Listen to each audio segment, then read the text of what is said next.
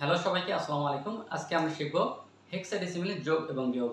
তো তোমরা যারা দশমিকের যোগ এবং বিয়োগ পারো, তোমরা অবশ্যই হেক্সাডেসিমেলের যোগ এবং বিয়োগ পারবে। তো দেখো যে এখানে একটি হেক্সাডেসিমেলের যোগ লেখা আছে 7a আর নিচে 65। এটাকে আমরা যোগ করব। তো হেক্সাডেসিমেলে কিন্তু টোটাল 16টা অঙ্ক ব্যবহার করা হয়, অর্থাৎ 0 থেকে 9 পর্যন্ত, এবং A B C D E F, এবং এদের প্রত্যেকের কিন্তু একটা করে মান আছে। এর মান 10, বি এর মান 11, সি এর মান 12, ডি এর মান 13, ই এর মান 14 এবং এফ এর মান 15। এই মানগুলো কিন্তু তোমাকে অবশ্যই জানতে হবে, ঠিক আছে? তো দেখো আমরা অঙ্কটা করি। তো এখানে এ আর 5 এই দুইটা যোগ করে কত হয়? আমরা জানি যে এর মান কত? 10। তাহলে 10 আর 5 যোগ করলে কত হয়? 15 হয়। তাহলে কিন্তু আমরা হেক্সাডেসিমেলে ডাইরেক্ট 15 সংখ্যাটা লিখতে পারি না, ঠিক আছে? 15 এর একটা মান আছে যেটা f, অর্থাৎ এখানে কিন্তু f হবে, ঠিক আছে? এখন দেখো এখানে 6 আর 7 কত হয়? আমরা জানি 6 আর 7 যোগ করলে হয় 13, ঠিক আছে? তো 13 তে একটা মান আছে, 13 মানটা কি? d, অর্থাৎ d মানে কিন্তু 13, ঠিক আছে? তো আমাদের কিন্তু অঙ্কটা হয়ে গেছে। তো তোমরা যারা হেক্সাডেসিমেলের যোগটা করবে, তোমরা অবশ্যই এই মানগুলো মুখস্থ করে রাখবে। এর মান 10, বি এর মান 12, এইভাবে এর মান 15 পর্যন্ত তোমরা মুখস্থ করে রাখবে। তো রাখলে তোমরা এই অঙ্কটা সহজে করতে পারবে, ঠিক আছে? এখন দেখো যে হেক্সাডেসিমেল একটা বিয়োগ হচ্ছে 8a থেকে 5b বিয়োগ করতে হবে, ঠিক আছে?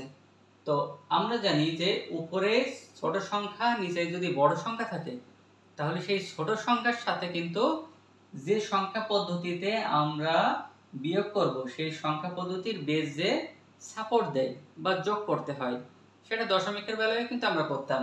দশমিকের বেলায় যদি উপরে 2 নিচে 7 থাকে, এটাকে যদি আমরা বিয়োগ করি, তাহলে কিন্তু আমরা উপরে এই 2 কে আমরা কত ধরি? 2 কে কিন্তু আমরা 10, 12 ধরি, অর্থাৎ এই 2 এর সাথে কিন্তু আমরা 10 যোগ করতে হয়, ঠিক আছে? এটা কিন্তু দশমিকের বিয়োগ। তেমনি একইভাবে আমরা যখন হেক্সাডেসিমেল করব, এই হেক্সাডেসিমেলের যে বেস আছে, এই বেসটা কিন্তু এই ছোট সংখ্যার সাথে যোগ করতে হয়। আমরা জানি এর মান কিন্তু 10 আর বি এর মান 11, অর্থাৎ উপরে কিন্তু ছোট সংখ্যা, এই কারণে আমরা উপরে এই ছোট সংখ্যার সাথে 16 যোগ করব, অর্থাৎ 10 এর সাথে 16 যোগ করলে কত হয়? 26 হয়। এখন 26 থেকে বি অর্থাৎ 11 বাদ দিলে কত হয়? 15 হয়, ঠিক আছে? তো আমরা জানি যে হেক্সাডেসিমেলের 15 তে একটা মান আছে, মানটা কত? f, এই যে মানটা কিন্তু f, ঠিক আছে? তাহলে আমাদের অ্যানসার হবে কত? f। এখন এই যে আমরা বেস যে এখানে সাপোর্ট দিলাম, অর্থাৎ এই সাপোর্টের জন্য আমাদের হাতে 1, সে একটা কিন্তু এই 5 এর সাথে যোগ হবে। তাহলে 5 আর 1 কত? 6, 6। তাহলে 8 থেকে 6 বাদ দিলে কত হয়? 2 হয়, ঠিক আছে?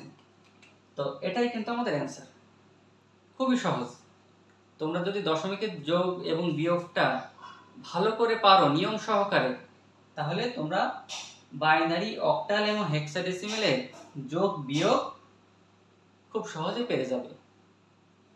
তো আমার এই ক্লাসটি করে যদি তোমাদের বিন্দুমাত্র উপকার হয়, তোমরা অবশ্যই লাইক এবং কমেন্টস করে আমাকে জানাবে, ঠিক আছে?